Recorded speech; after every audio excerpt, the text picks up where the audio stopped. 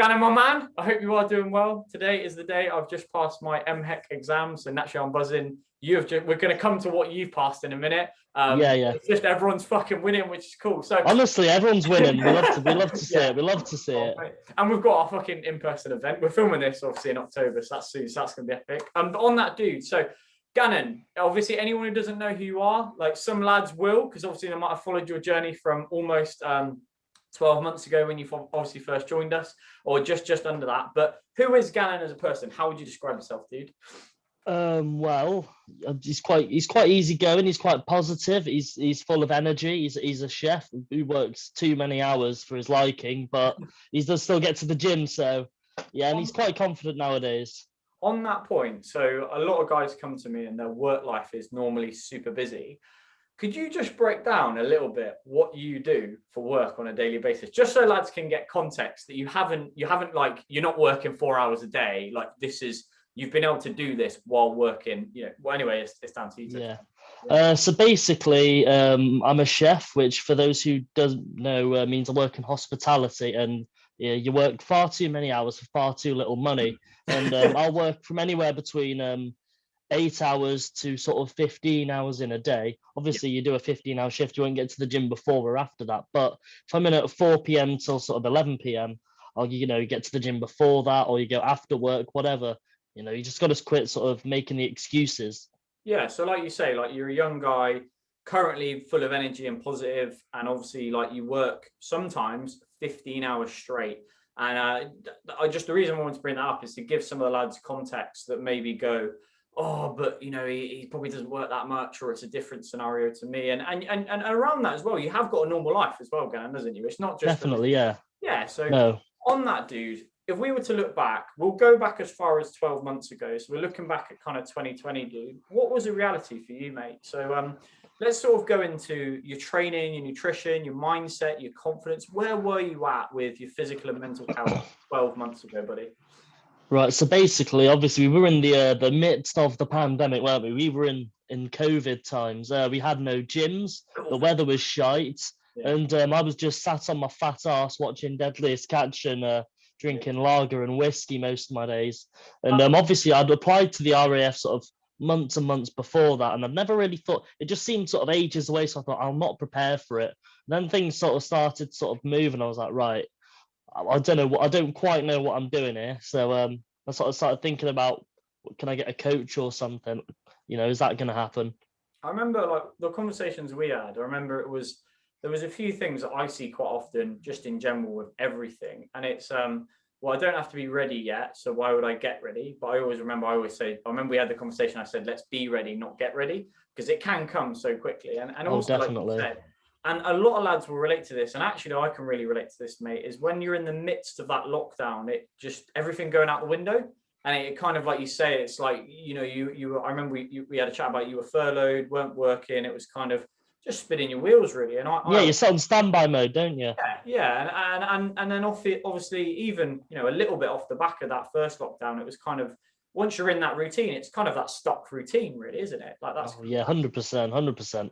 But looking at that, like, what was the reality with, like, where would you say, let's say, like, your body and fitness was? Was there any structure or any routine at that point? No. I might go for a run here and there, but I wouldn't track it. I'd do some press ups, but I wouldn't really push or track those either. I literally had nothing planned whatsoever, and it's sort of having a plan that really makes sort of getting fit easy. I think that was a big thing, wasn't it? It was like, no clarity, and that's a huge thing I chat about with all the lads who join now, is like, when you don't have clarity, it's almost, you don't have confidence about what you're doing. And when you don't have confidence, of course you're not going to, you're going to be quite definitely, yeah. And when we look at your confidence 12 months ago, where was your confidence, buddy? Sort of 1 to 10, where would you say it was? It was sat right down sort of, maybe a 2 or a 3 or something. Yeah. What was the effect of that, like, when it came to, say, you as a person, and particularly, I hope you don't mind talking about this, Cam, but particularly when it came to your own mental health, what was the effect of being? I was suffering, to be honest, with my mental health for a little while in those lockdowns. I think a lot of people were, to be honest, and I just thought I need to do something about this, because I've been on medication for that as a teenager, and I really didn't want to have to do that again, because obviously that would mean the end of my application to the Air Force, which is something that is hugely, hugely important to me. And I think to me, like, and the reason I've just done and invested in, my own courses and the mental health course, and obviously you lads know I invest, to put it really bluntly, like thousands into what I do. So I think that's a huge thing. Like, but when you look at that, I really relate to that fact, because I remember sitting in the lockdown, and especially the first one, when I basically lost my job because obviously I pretty much had to close a business. Yeah. And it is like a really hard, aggressive hit. And I think the problem with that is, like, once you've experienced that and you're kind of in that rut, as you say, it's quite hard to push yourself out of it. And do you think that the reality is that if you had let that carry on for a lot longer, it could have had a big impact on your future sort of life, really? Do you think that might have been a possibility, Gannon? Definitely. I mean, I don't think it would have been a possibility. It would have been a certain, because I would not be joining the Air Force now. I'd have canned that in and probably just kept on at the job I have now, which I don't particularly like, but I do to pay the bills, obviously. Yeah, and I know, not to discredit the hospitality and everything. It's just you had aspirations that yeah. For me personally, it's not the career for me. That I know there's a lot of people who have done very well in the industry. You've got a lot of celebrity chefs, a lot of these sort of restaurateurs. But for me personally, it's not what I want. Yeah. So the kind of state 12 months ago, like, to be honest, was not really training, no clarity, and mentally quite naturally, I completely relate to it, drained, and you knew you were going down a wrong path, and that was quite a big thing. And I remember when we talked about what you were spending money on, and we don't go into this everybody, but I remember you actually mentioned to me quite a lot of it was going into beer and whiskey and pizza. And oh, definitely, sort of the Glenfiddich company was sort of loving me at that time. yeah. See, I remember we had a chat, didn't we? And we were like, we obviously, I won't go into it, but I remember we were talking about like Uber Eats. And it's so easy, like you check your Uber Eats orders and you go, fucking hell, like, I remember, I've had it, like I've been in that state where you're like, fucking hell, like, what is going on? But so let's look at the opposite now. Let's look at the opposite. So you've joined the course, the first 3 months, we'll break this up into sort of 4 sections. So first 3 months, naturally, completely really nervous about, like, just invested money into self, you've taken action. That first 3 months, when you literally within 90 days, what happened to your body, your brain, and your life? Let's talk about the first 90 days to begin with. What was the right change? Yeah, so for me personally, it's a lot of money to sort of front, but I thought, well, we'll take a risk, we'll see how it works out. Obviously it's worked out quite well, as we've seen, but I was just sort of getting into shape, learning about exercise, learning sort of how to do it, what works, what might not work, and learning about sort of my body, really sort of what I was capable of at the time, what I could sort of benchmark, what I could aim for. And sort of a lot of the stuff that I learned was off sort of resources on your sort of coaching place. I can't remember what it's called now, but sort of I do go back to that occasionally if I need a little look in. Yeah, so that first 90 days, I remember we dropped a lot of weight very quickly. Your press ups definitely went through the roof. Even within that 90 days, where did your confidence go from sort of 2? Where would you say in the first 90 days it went up to? I was definitely pushing sort of a 5 or 6 in confidence at that point. I was sort of more hopeful than confident at that point, because I'm not really sort of had too much experience. So I was like, oh, this is a good idea. We'll continue with this for a bit longer. We'll see how far we can get with it. And obviously now that we've gone like a lot more into it, where would you put, we're almost 12 months into this, where would you put your training routines and structures? Like, you're smashing out, alongside, just to make everyone clear as well, alongside these 15-hour shifts is what Gannon's about to say. It's not changed. Like, where would you say your training, your mindset, your self-confidence is right now, today? Where would you say it is right now? I'd definitely say sort of an 8, sort of where I'm sat at right now, because there's bits that can be improved with my sort of training routines, because occasionally, we all miss a day here and there because we feel a bit lazy or a bit hungover. But there's always, I mean, with any program, there's room for improvement. So definitely sort of a strong 8. So looking at the sort of top wins. So if we said training, what recently has been the big thing with, being able to implement training, being able to get into good solid routines? What's been the big thing recently? So I passed my RAF fitness test first time. I even got a PB on the day on the run, came in at 10:39 for the 1.5 mile run, which sort of was fantastic for me because I never come anywhere close to that. and that was only a month after having COVID as well. So, Yeah. I mean, I was running 3-4 times a week, sort of working 5 days a week, and then sort of I'd be going out 2 days a week as well. So literally, I had no time for anything except for sort of the pub, the gym, and work. And on that, like we sort of touched upon this before this call, but do you think you would have passed that test if you hadn't have joined this program? No, Yeah. that's 100% not. And on that, like I think a lot of lads are going to look at that and they might not want to join the military, but do you think that you would have been anywhere near the fitness level you are now? And like I say, like you have a normal life. Like anyone who's watching this, like I never say to the lads, give up beer, give up pizza, give up drinking. I just say monitor it, like go down different processes, look at ways that you can implement this in for the long term. But do you think you'd be anywhere near the fitness level you are now without the Warriors? No, because I'm not even run a 5K before the start of this year, and I did a 10K just sort of middle of May, sort of on the treadmill at the gym. My goal was sort of to do it in an hour, but that's quite a high goal for someone who's not really done long distance running. I came in at I think about 70 minutes, so I really wasn't far off on the first try. So it's definitely something I'm going to try again, and maybe even do some competing in that, with like a North Run or a 10K or something like that. Okay, already looking at the next thing. So as well, looking at the mindset now, I think that's a huge thing I really focus on with physical, mental health. Looking at not just your mental health though, like obviously I know that's something we've really worked upon, but your actual mindset, like of building in the routines. Remember the start of the course, we sort of talked about the sleep, the processes, the routines. Looking at let's start with your mental health and then we'll go a little bit into your actual mindset in general. What are those two what's the reality for them now? So for my mental health and my mindset, that they're a lot better than they were, a lot more sort of consistently in sort of a higher sort of wavelength than they were before. Because if you want to visualize it, sort of I was sort of cruising sort of maybe sort of lower level, sort of up and down. So I'm now sort of it's cruising a lot higher. Occasionally it'll sort of dip and peak and trough and whatever, but that's sort of with everyone's life. You do have ups and downs, and it's just getting past those, not sitting on your pity pot, and having that sort of mental awareness to say, look, I'm being a bit of a bitch here. Carry on. I always call it, don't I? I would say, like, no one will play the victim. You will only put on your hero cape and play the hero. And like, even if we do have, like, mate, I always say it to you, lads. I always say it to you, don't I? I always say, I almost want you lot to have it. Right, this is going to sound really wrong. Anyone listens to this back, but I want you to have something catastrophically go wrong.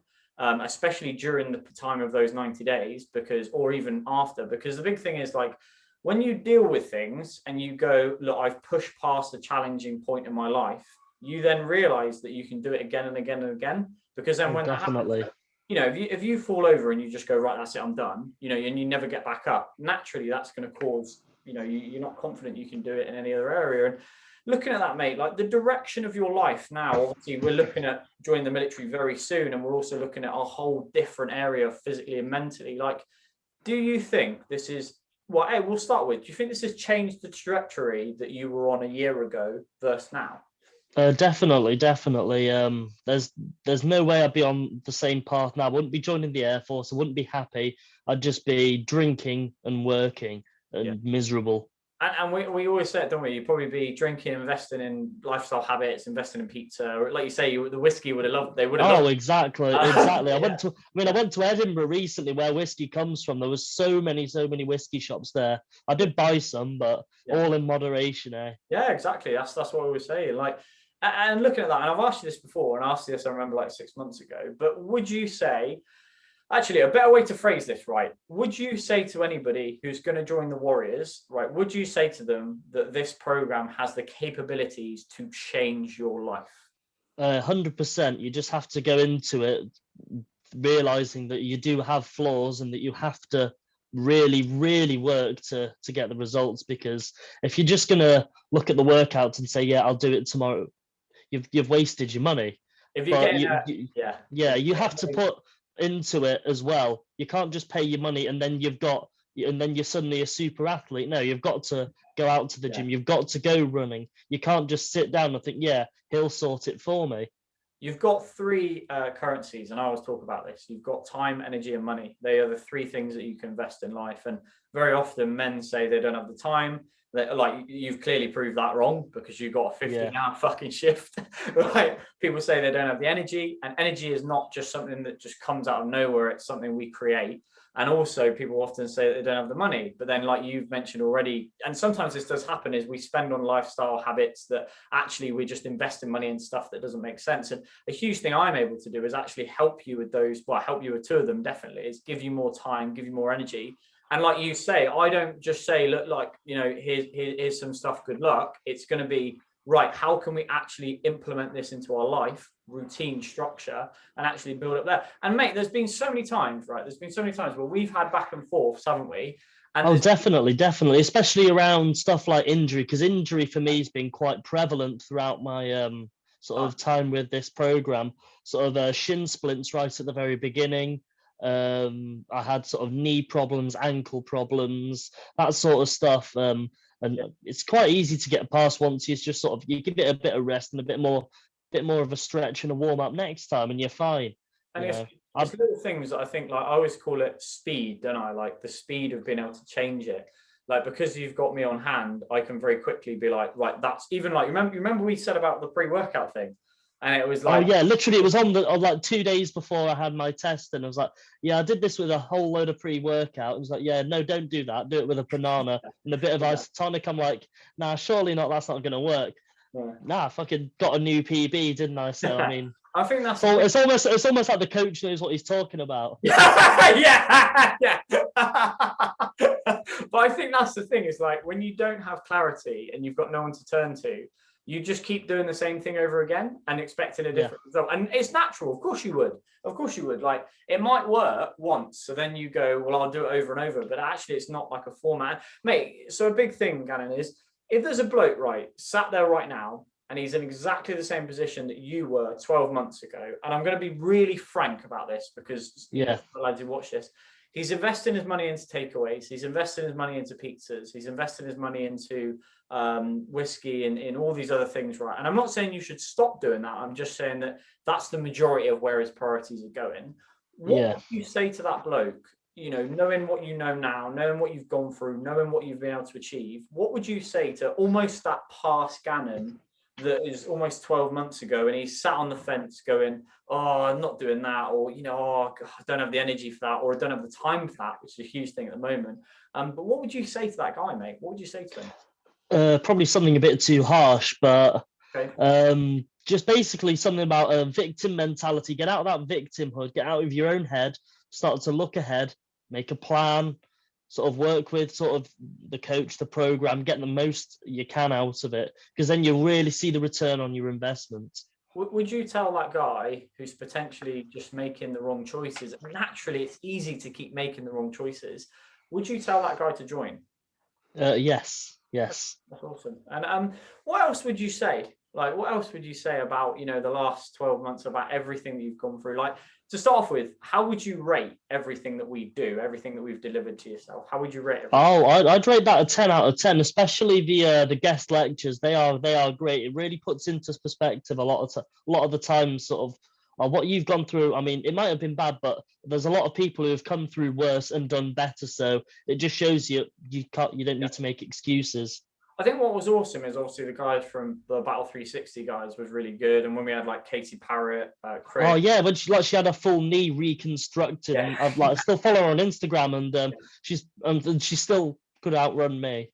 Yeah, she's like a mum and athlete, and obviously recently we've got like guys from they've just ran the length of Great Britain, which is mad, and like we've had like pro rugby players now. We've had obviously Mandy St. Clair. You joined at that lecture. Oh yeah. I think that was my first. That was the day I joined. Yeah. And like we had like obviously a lot of the guys. I think that's actually a misconception. A lot of people will look at this and they go, "I think this is just Alex," and I'm like, "Nah, this is." The thing for me as well, and I've always said this to you lads, haven't I? Like, there's no point, right? If I can half deliver something that's like, oh, whatever, why would I do that?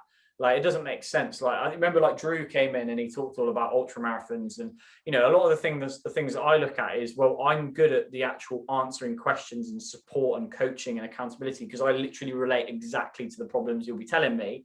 But when it comes to educating you guys, I'm not going to do that myself if I can pay someone and hire someone to do it at a higher level. And that's, I think for me, that's just what the process should be. It should be, you know, I've always talked about it. I talked about it in a post the other day. It's about giving high grade information that you can implement into your life very easily. But mate, like, thanks so much for this chat. Like, it's been fucking awesome. And like, oh, no worries, mate. We've got the event soon, so that's going to be epic as well. But yeah, like, last point. The lad he's watched all this, but still sat on the fence. What would be one word if you were going to say one word to him? Literally just one word. What would you say?